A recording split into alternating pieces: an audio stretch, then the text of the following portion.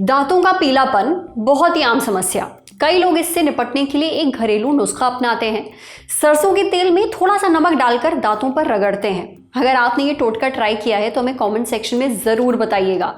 लेकिन ये कोई परमानेंट सोल्यूशन तो है नहीं। कई लोगों के दांत दिन में 2 बार ब्रश करने के बाद भी पीले ही दिखते हैं। ऐसा क्यों होता है, ये हम आज के एपिसोड में समझेंगे। साथ ही बात होगी टीथ व्हाइटनिंग पर। आजकल इसके बड़े चर्चे हैं। लोग सफ़ेद और चमकते दांतों के लिए टीथ व्हाइटनिंग करवा रहे हैं। ये क्या है और इसे कैसे किया जाता है, डॉक्टर साहब से ये जानेंगे। साथ ही जानेंगे क्या टीथ व्हाइटनिंग से दांतों को कोई नुकसान पहुंचता है, सफ़ेद दांतों के लिए रोज़ क्या टिप्स फॉलो करनी चाहिए और टूथपेस्ट खरीदते समय किन बातों का ध्यान ज़रूर रखें। सुनिए।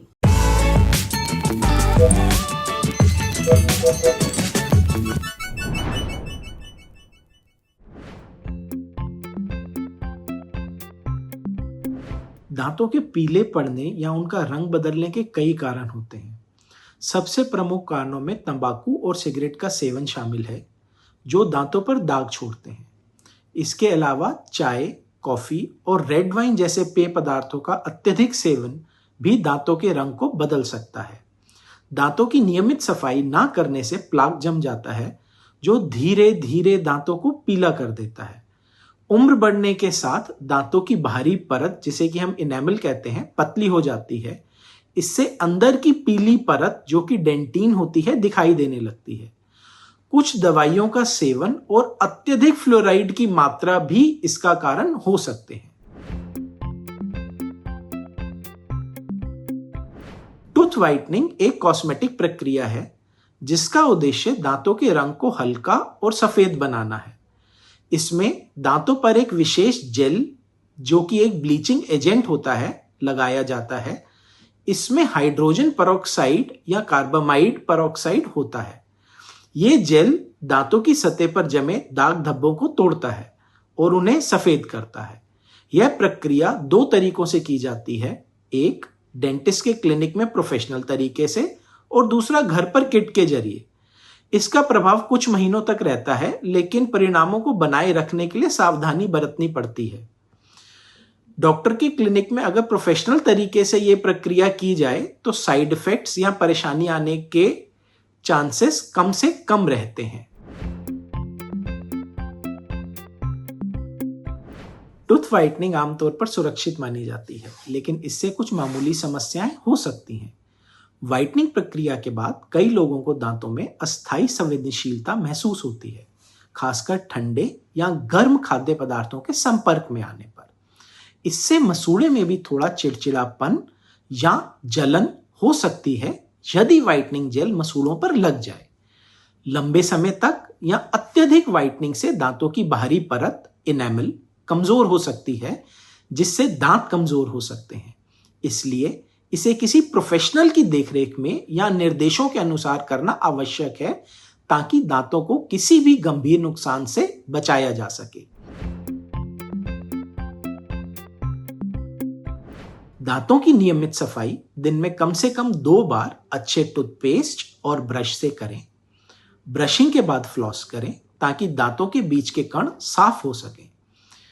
चाय, कॉफी या किसी ऐसे पदार्थ के सेवन के बाद पानी पिए या कुल्ला करें। तंबाकू और सिगरेट से बचें। ये दांतों को पीला करते हैं और नुकसान पहुंचाते हैं, कैंसर का कारण है। चीनी कम करें। दांतों पे चिपकने वाले पदार्थों का सेवन ना करें। 6 महीने या 1 साल में अपने दंत विशेषज्ञ से अपनी जांच जरूर कराएं। टूथपेस्ट खरीदते समय निम्न बातों का ध्यान रखना आवश्यक है। टूथपेस्ट में 2 प्रकार के पदार्थों का होना आवश्यक है। पहला है डेंटिफाइसिस, जो कि बारीक कण है, पॉलिशिंग के काम आते हैं और आपके दांतों पर से प्लाक को हटाने में एक महत्वपूर्ण भूमिका अदा करते हैं। दूसरा है फ्लोराइड। इंडियन डेंटल एसोसिएशन या अमेरिकन डेंटल एसोसिएशन के द्वारा जो मात्रा में फ्लोराइड टूथपेस्ट में होना चाहिए, वो टूथपेस्ट में होना आवश्यक है। यह फ्लोराइड, जैसा कि पहले भी बताया गया है, आपके दांतों की बाहरी परत, इनेमल, को मजबूत करता है और कैविटी होने से बचाता है।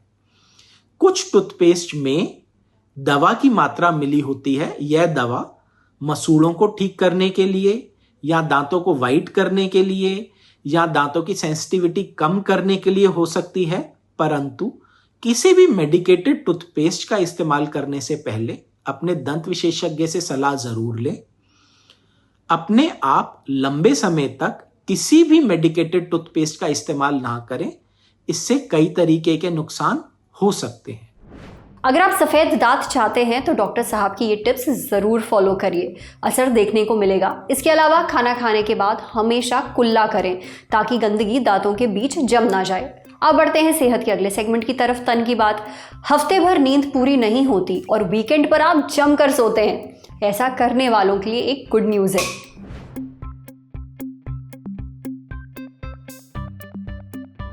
हर रोज 7 से 8 घंटे की नींद लेना जरूरी है, ये हम सभी जानते हैं। लेकिन कभी काम तो कभी पढ़ाई के प्रेशर के चलते बहुत सारे लोग जरूरत भर नींद नहीं ले पाते हैं, खासकर वीकडेज में। ऐसे लोग वीकेंड में यानी सैटरडे संडे या हफ्ते के जिन 2 दिन उनकी छुट्टी रहती है उनमें नींद पूरी करने की कोशिश करते हैं। अगर आप भी ऐसे लोगों में शामिल हैं तो आपके लिए अच्छी खबर है। दरअसल एक रिसर्च से पता चला है कि जो लोग वीकडेज में पूरी नींद नहीं ले पाते हैं और फिर वीकेंड में जी भर कर सोते हैं, उन्हें दिल की बीमारियां होने का खतरा 20% तक कम होता है। इस रिसर्च को यूरोपियन सोसाइटी ऑफ कार्डियोलॉजी की हालिया मीटिंग में पेश किया गया था। स्टडी के लिए रिसर्चर्स ने यूके बायोबैंक प्रोजेक्ट का हिस्सा रहे 90,000 से ज्यादा लोगों का डेटा लिया। यूके बायोबैंक एक तरह का डेटाबेस है जिसमें यूके यानी यूनाइटेड किंगडम के 5 लाख से ज्यादा लोगों के मेडिकल और लाइफस्टाइल रिकॉर्ड्स शामिल हैं। चलिए वापस आते हैं रिसर्च पर। इन लोगों को इनके सोने के आधार पर 4 ग्रुप्स में बांटा गया था। देखा गया कि 19,816 लोग ऐसे थे जिन्हें पूरी नींद नहीं मिल पा रही थी, यानी वो 7 घंटे से कम सो रहे थे। ऐसे लोगों का 14 साल बाद फॉलोअप लिया गया। उनमें दिल की बीमारियां होने का रिस्क कैलकुलेट किया गया। पता चला कि जो लोग वीकेंड पर बाकी दिनों से ज्यादा सो रहे थे उन्हें दिल की बीमारियां होने का खतरा 19% कम था। वहीं जो लोग वीकडेज में पर्याप्त नींद नहीं ले रहे थे और फिर वीकेंड में जमकर सो रहे थे, अपनी नींद के घंटे पूरे कर रहे थे, उन्हें दिल की बीमारियां होने का चांस 20% कम था। इस स्टडी के लीड ऑथर और चीन के national centre for cardiovascular diseases में प्रोफेसर योंजुन सोंग कहते हैं कि पर्याप्त नींद नहीं लेना दिल की बीमारियों के रिस्क से जुड़ा है। ये उनमें तो और भी गंभीर हो जाता है जो वीकडेज पर अपनी नींद पूरी नहीं कर पा रहे। हालांकि स्टडी का अभी कोई भी पीयर रिव्यू नहीं किया गया है। पीयर रिव्यू यानी स्टडी की जांच अभी इस फील्ड के एक्सपर्ट्स ने नहीं की है, पर काम चालू है। समझे। अब बारी है सेहत के आखिरी सेगमेंट की, खुराक यानी एक झक्कास सी हेल्थ टिप। क्रैनबेरी के जूस के फायदे जानते हैं? सुनकर मजा आ जाएगा। आपने बेर के साइज की लाल रंग की बेरीज देखी हैं? कुछ ऐसी दिखती हैं ये। इन्हें क्रैनबेरी कहते हैं और बहुत लोग क्रैनबेरी को सुपर फूड कहते हैं क्योंकि इसमें कई पोषक तत्व होते हैं जैसे विटामिन्स और मिनरल्स, खासकर विटामिन सी। साथ ही ये ज़रूरी एंटीऑक्सीडेंट्स का भी अच्छा सोर्स है। अक्सर लोग इसका जूस खूब पीते हैं। अब क्या है क्रैनबेरी के जूस के फायदे, ये हमने पूछा है डाइटिशियन कौशिकी गुप्ता से। डाइटिशियन कौशिकी कहती हैं कि क्रैनबेरी का जूस यूटीआई यानी कि यूरिनरी ट्रैक्ट इन्फेक्शन का रिस्क कम करने में मदद करता है। देखिए, हमारे यूरिनरी सिस्टम में किडनी, यूरेटर, ब्लैडर और यूरेथ्रा यानी कि पेशाब की नली आते हैं। अब इस सिस्टम में कहीं किसी तरह का बैक्टीरियल इन्फेक्शन हो तो उसे यूरिनरी ट्रैक्ट इन्फेक्शन यानी यूटीआई कहते हैं। ये इन्फेक्शन महिलाओं में होना बहुत आम है और इससे बचने में क्रैनबेरी का जूस बहुत मदद कर सकता है। दरअसल क्रैनबेरी में एक खास तरह का एंटीऑक्सीडेंट होता है जिसका नाम है ए टाइप प्रोएंथोसाइएनिडिन। इस एंटीऑक्सीडेंट की ज्यादा मात्रा यूरिनरी ट्रैक्ट की दीवारों पर बैक्टीरिया को चिपकने से रोकती है। इससे वहां बैक्टीरिया जमा नहीं हो पाते और यूरिनरी ट्रैक्ट इन्फेक्शन से बचने में मदद मिलती है। अगर आप क्रैनबेरी का जूस ना पीना चाहते हो तो इसके सप्लीमेंट्स भी ले सकते हैं, पर डॉक्टर से पूछकर।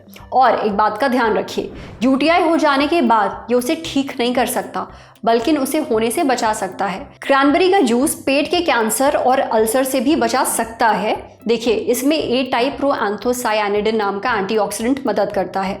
दरअसल पेट का कैंसर, सूजन और अल्सर करने में एच पाइलोरी नाम के बैक्टीरिया का बहुत बड़ा रोल होता है और ये एंटीऑक्सीडेंट इस बैक्टीरिया को हमारे पेट की परत में चिपकने से रोकता है और इन दिक्कतों का रिस्क घटाता है।